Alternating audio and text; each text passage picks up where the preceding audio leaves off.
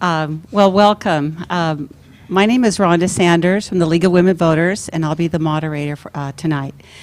All right, this is a forum for California State Senate District 5. This forum is being sponsored by the League of Women Voters of San Joaquin County and California State University Stanislaus.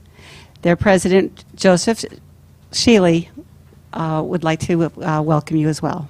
I just wanted to say, first, obviously, thanks to the candidates for being willing to come out and speak to us tonight, and a special thanks to the League for all it's done to make this forum possible. We're thrilled. We're thrilled that you're here. The turnout is wonderful. A university is a place we feel where discourse should be going on respectfully all the time, and that's exactly what we have here tonight. This is an opportunity for all of us. Finally, just a bit on the self-interested side. Thanks for coming to the Stockton Center tonight. We're glad if you haven't been here before, we're glad that you get a chance to see it. I wish tonight this room were 3 times its size. I think it would fill. We want you to come again, and we hope to have the opportunity to have forums like this in the future so that you get a chance to come. Thanks again very much. Okay. Before we begin, I'd like to introduce our panelists. We have Jane Wagner-Tyack from the League of Women Voters, Dawn Blount, the managing editor of The Record, and Miran Kodabande, student at California State Stanislaus. We'll begin with the opening statements, and our first candidate is Kathleen Galgiani.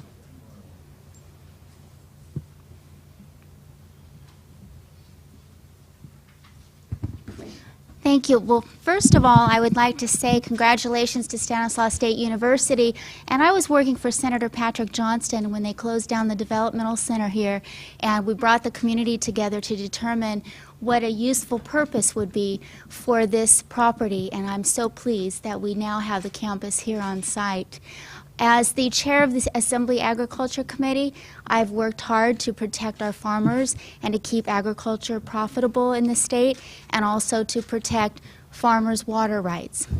Secondly, we've had, as you know, foreclosure troubles in the district, and I worked with my constituents to put together foreclosure prevention workshops long before the feds ever realized that we had a problem. And of course, I've worked with high-speed rail and trying to bring 100,000 jobs to this area. We'll be starting the first in January of this next year with $3.3 billion in federal funding. And I'm pleased with my work to bring UC Merced, the 10th university campus, to California as well. Thank you. Okay. And Bill Berryhill. Well, yeah, I want to make a quick thank you for everybody to coming out here tonight and giving us this opportunity. Let's get right into it. Jobs. You know what, folks? I've been an employer in this county for 15 years and an employer for 30 years of my life. I've written the paychecks. I've dealt with the issues. That's probably why I'm in a National Federation of Independent Business A rating, and my opponent has gotten an F rating. Crime. My opponent voted to release over 52,000 criminals on our streets back into our communities. I'm a victim. We'll talk more about that. Education. My opponent voted to protect sexual misconduct in the classroom. Cut budgets of education. I've been a school board member. I'm a family. I'm a dad of kids. There's a lot of issues to discuss there. I look forward to the robust debate. Thank you. Okay. We'll begin with our first question, and this is from Jane Wagner-Tyack from the League of Women Voters. The state of California has made several decisions that have adversely affected local government and the services it can offer, such as elimination of redevelopment funds. Local governments provide services closest to the people, but state actions have made that difficult. What actions will you take in the legislature to improve this situation? Yeah, we fought very hard for the redevelopment agencies. That is money that is local, and it does create local jobs. My opponent, the majority party, chose to absolutely get rid of what I believe was a good program for local job creation. The problem with when you get rid of local dollars and they go back to Sacramento, where do they end up? You and I all know they end up back in LA, back in San Francisco, and the Central Valley gets the short end of the stick. I'm tired of that. I fought hard to find a solution to mend it, not end it.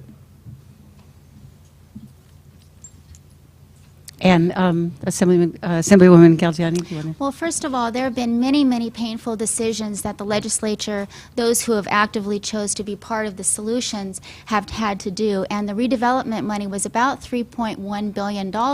And certainly I didn't want to see it go away either, but the choices are not good. We know that before us is a tax proposal measure in November, and if that doesn't pass, then we will see additional cuts to education. My opponent referred to the realignment effort. The federal courts had required us to either release prisoners early or do another plan, and the choice was to work with county sheriffs and work at housing prisoners in jails as opposed to doing nothing. To do nothing and vote for nothing is essentially allowing the feds to come in and release prisoners early. Okay. All right, our second question is from Don Blount, managing editor of the Record. In a quote most often attributed to Mark Twain, "Whiskey's for drinking, water's for fighting over." Tell us a little bit about your position on a peripheral canal or conveyance or tunnel, wherever it's being called, and whether you support that or not, and what are your solutions for getting water throughout the state.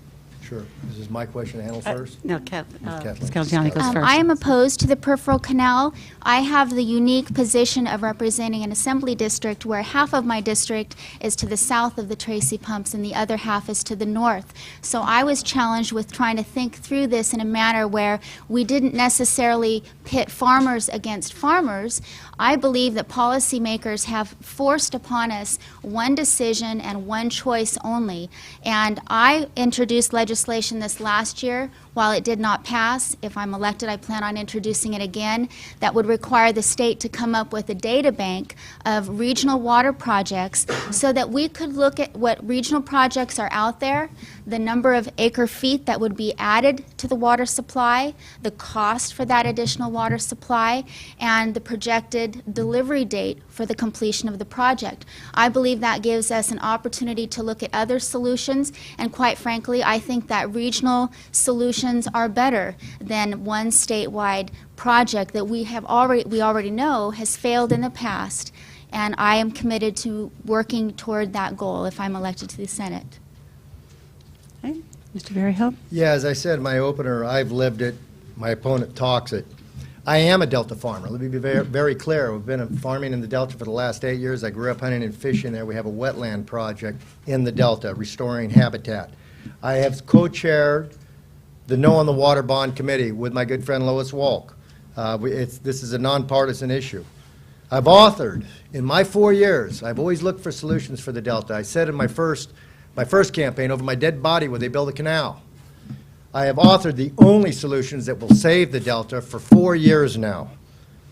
My opponent could have killed the bond, could have killed the water bond that allowed this whole idea of a canal and tunnels to go forward.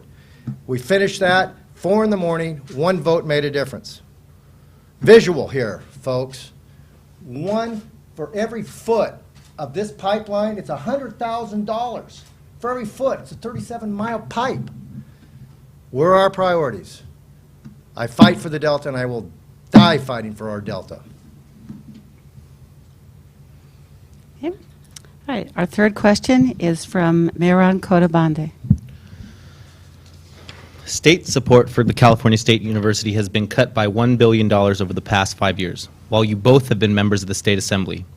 What is your position on these dramatic reductions to higher education funding in California and the long-term impact they will have on the economic development? Well, let me just say, it has a huge impact on the development and our future as Californians.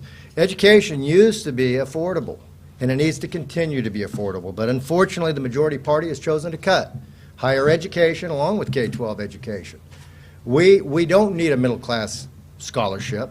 What we need is to get control of our tuition increases, and that comes from fully funding, and I put a plan forward to fully fund K-12 and college and higher ed. Here's the deal. Here's the deal, folks. It's about priorities. It's about priorities. I talked about the foot of the pipeline, 100,000. foot of high-speed rail, $49,000. We have enough money to do anything we want. We don't have enough money to do everything we want. We got to prioritize better, and education and public safety should be those priorities.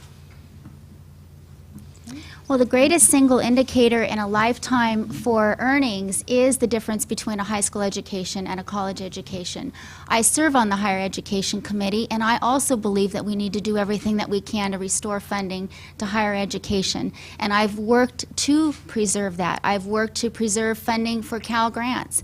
I think it's not enough to just say that the majority party had choices. We're all elected. We all have a responsibility when we get to Sacramento, and we have had tough choices to make. In the time that I've served in the legislature, I've had to vote for cuts that have totaled $16 billion. That's actual cuts. When I was elected the first year, it was projected by the Legislative Analyst Office that we would have about $42 billion more that we would be spending today on the state's needs. And the population has grown. My first year serving, our budget was $101 billion. And last year, the budget we voted on was $86 billion. You can't pull money out of the sky, and to simply say that the majority party voted for something and therefore claim no responsibility simply isn't just, and it's misleading to you, the voters. We were elected to do a job, and we are facing very difficult choices. In many instances, it's deciding the lesser of the evils. And in this choice, no one wanted to have to cut education. But there are no good choices going forward. All right, our next question is from Jane Wagner-Tyack from the League of Women Voters. In campaigns, large amounts of money are funneled to candidates and issues from undisclosed sources. Please tell us about how you voted on the California Disclose Act, which would have required greater transparency, how you voted, why you voted that way. Galgiani's first. I actually supported that legislation. I have an independent expenditure that's against me that's going now. I believe it's about $500,000. It claims that I voted against a bill that would have protected kids in the classroom. The truth of the matter is that that bill died in the Education Committee, and I did not have a vote for it on the floor. And there are other things that are being discussed as well. Those that my opponent and I solicit money from, that's all public knowledge. You can see it on the internet. And I'm proud of the financial support that I have and the community support that I have from others. And I think it's important that we move toward having transparency and clear ideas of where money is coming from and for what purposes as well. Yeah, I'd just like to take a second to go back to this idea and this notion that the majority party, that the minority party doesn't take responsibility. We put together a plan to fully fund education. Some of those ideas were actually taken up by the governor.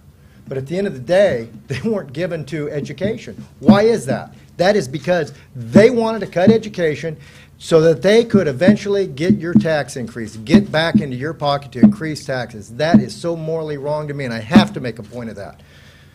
So let's go to the question at hand.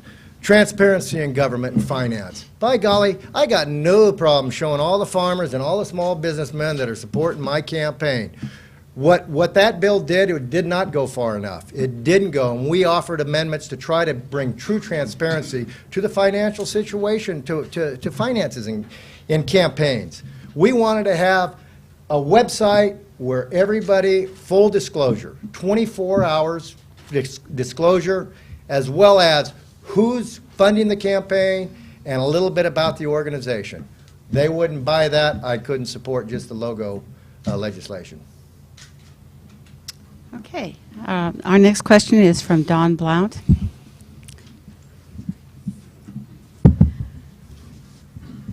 All right, I want to stay with water for a little bit.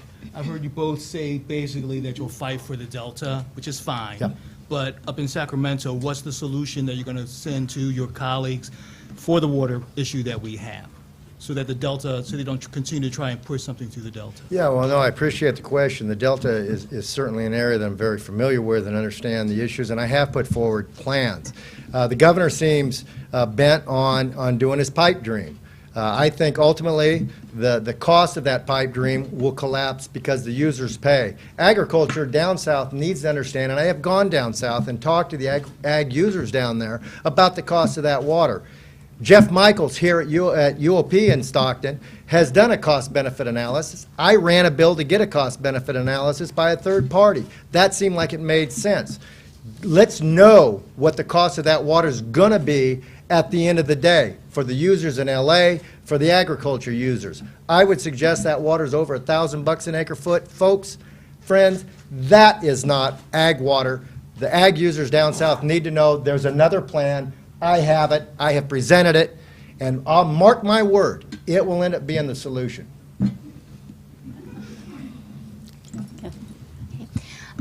Well, first of all, I do want to say that the water bond that was passed by the legislature had express language that specifically said that money from the bond could not be spent for the peripheral canal. So I want to make sure that I set the record straight on that. I worked with my colleagues in leadership and with the Farm Bureau and with the Western Growers Association to protect water rights for farmers.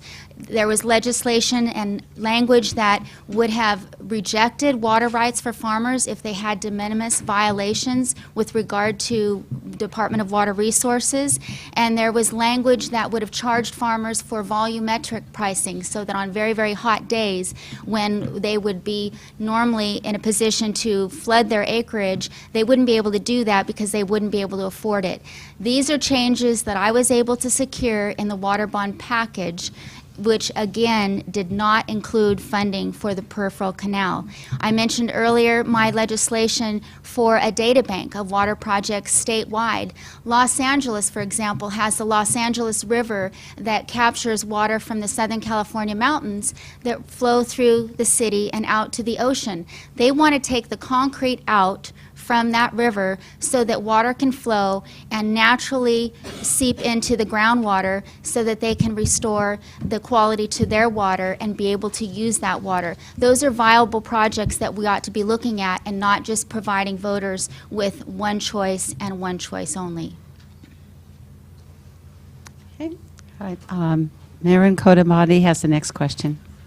The Governor's Tax Initiative, Proposition 30, will spare higher education from a $500 million trigger cut that was passed in the 2012-2013 state budget. However, there is no guarantee that the increased revenue will be spent on higher education in future years. What will you do to prioritize higher education in finding decisions made by the State Senate? What's at stake is actually more than that. It's closer to $5.4 billion. The $500 million was from a previous year, but the way that the budget was written this year, it allocates a certain amount of funding for education. It's about almost 52% of the state's budget. And the way it's written is that if the tax measure does not pass, then trigger cuts will automatically go into effect. And the trigger cuts will affect K-12 education, and they're also spread out among the CSUs and the UCs as well. Okay, Mr. Berryhill. Yeah, I got to go back to the water question real briefly. Apparently, my opponent did not see the governor come into our town, into Stockton, and make the statement that this paves the way for his canal project. Apparently, she did not see that. I'm surprised the governor got out of Stockton with his, with his head on, because it clearly gave the mitigation money that they need for the damage they're going to do. They think they can mitigate that damage, and it's just wrong, and I can't let that go. To Prop 30, education. Again, they cut the budget so much, they're putting us in a position where we feel like we have to. We have enough money to do anything. We've put a roadmap. As a Republican, we put a roadmap out there to fully fund education, K-12 and higher ed. We showed $4.4 billion worth of additional savings. The governor didn't want to touch that because it would have hurt his tax initiative. I don't think it'll pass, folks. Californians are taxed to the max. We have been taxed to the max for a long time. Californians are not typically inclined, if you look historically, to raise taxes on themselves. We ought to prioritize our funding for education from year in and year out, not just in election years. My opponent has supported a budget that cut the school year by 3 weeks. That's wrong. I don't know. It is very frustrating to me, coming from a school board and being a parent, to see legislators doing these things. I'll leave it at that. Okay. Our next question is, our last question is from Jane Wagner-Tyack from the League of Women Voters. Our local economy has been stagnant for a number of years. What do you think can be done to bolster the local economy, and how can you, if elected, make a positive change in this area? And how can we get job growth going again in California? Is that basically in our area? Well, first of all, you don't allow LA to steal our water. Secondly, folks, this is a great area. We have the opportunity to do great things in the Stockton area and San Joaquin County. Agriculture is at an all-time high with our exports. We need to prop it up, not beat it down. The last 3 days of the legislative session, the legislature was attacking agriculture. The one thing that's keeping this state going. One thing, heat illness, overtime, card check the previous year. This is the one thing keeping our state afloat. And yet the legislature and my opponent voted for one of those bills. This is how we get job growth going in the state. We get regulations under control and we get competitive again. Every business that we've talked to that's left California talks about it's not the taxes, it's the regulatory environment. We've got to get a handle on it. Okay. I believe we need a balanced approach. We need to look at ways to create new jobs, but at the same time, we have to protect the jobs that we have here. And that's where my opponent and I actually do agree. I have the most moderate voting record of any of the Democrats that is running for the Senate this time. And in the 6 years that I've served in the Assembly, many, many times I have voted against my leadership and I have voted against the governor. And in fact, the water bond that my opponent speaks about, that was passed by the Republican governor, Governor Schwarzenegger. I have worked the whole time that I've been in the legislature for high-speed rail, and I know that not all of you support that project, but there are 100,000 jobs that are coming to the Central Valley because of the $6.3 billion investment on the backbone of the system. And that backbone will connect into the ACE system that is here in San Joaquin County, and we have close to 300,000 commuters in the Senate District 5 that use our highway systems now. The alternative to high-speed rail is 12 lanes of highway. I like the project, but again, it was about bringing jobs to this district. It's more than 100,000 jobs for the Central Valley. And what other time in our lifetime can we ever remember money from the federal government or the state government come to the Central Valley instead of to Southern California or to the Bay Area? I commit to you that I will continue to do that. I will continue to be a moderate voice in the legislature that knows how to get things done. Okay, I've been told we actually do have time for one more question, and this question will be from Don Blount from the Record. Well, actually, I'm glad high-speed rail was mentioned. I want to touch on that a little bit. Given the state's other economic problems, the financial crisis, is this really a prudent direction for the state to take? Can we afford it, and will it really reap the benefits when things such as the construction costs, the operating costs, all continue to rise with each projection? Yes, this one. Who's this one first?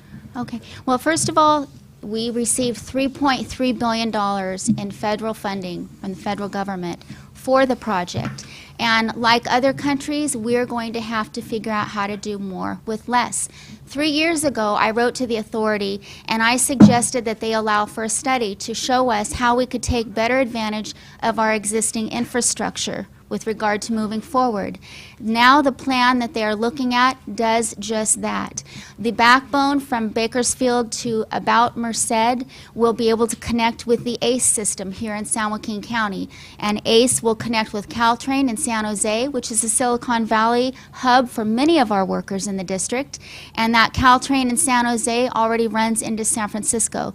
Then also the backbone will connect into the Amtrak line going up to Sacramento and also going out to Oakland. That provides us with a three-legged hybrid northern operating segment, and it allows us to spur the economy and provide new jobs and new technology. We've lost so many jobs. We all know that our unemployment rate is double-digit. Those jobs that are lost, many of them are not coming back. It's new technologies that will create new jobs for the new workforce, our younger generation that's coming up. And I think we need to make investments in that future generation while at the same time making our dollars go as far as they can.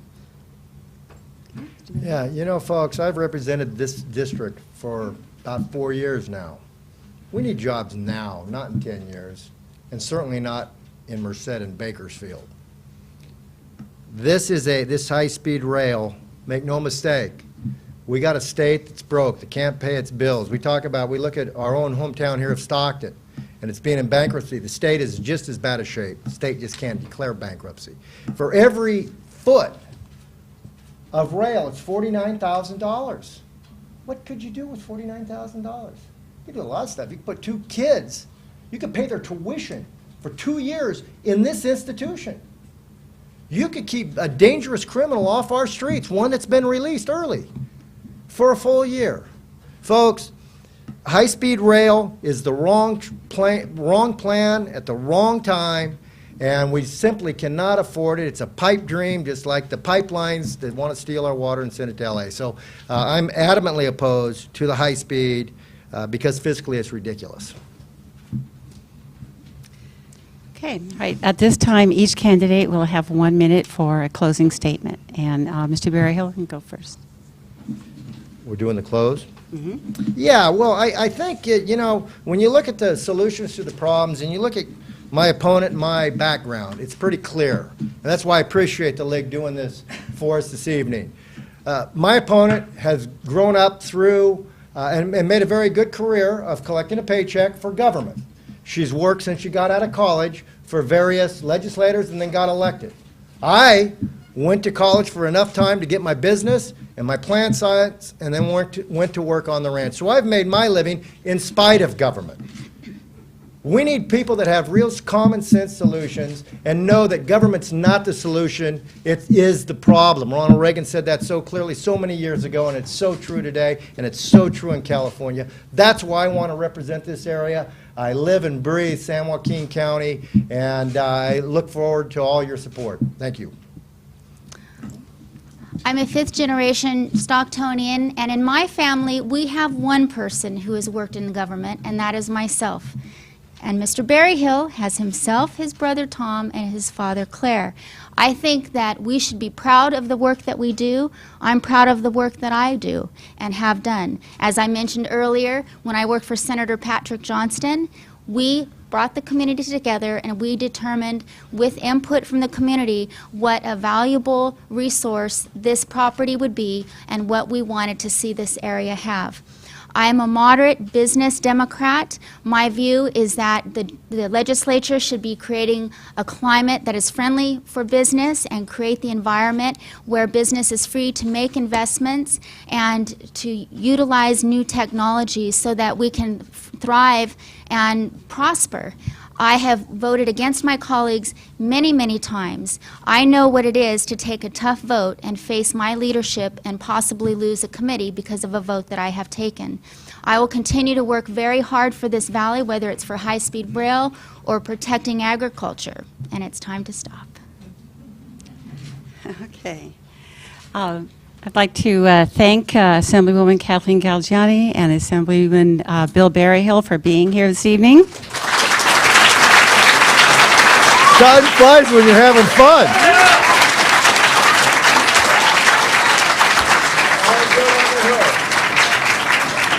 And I hope that you are all planning to vote. From your enthusiastic applause, it sounds like you probably are.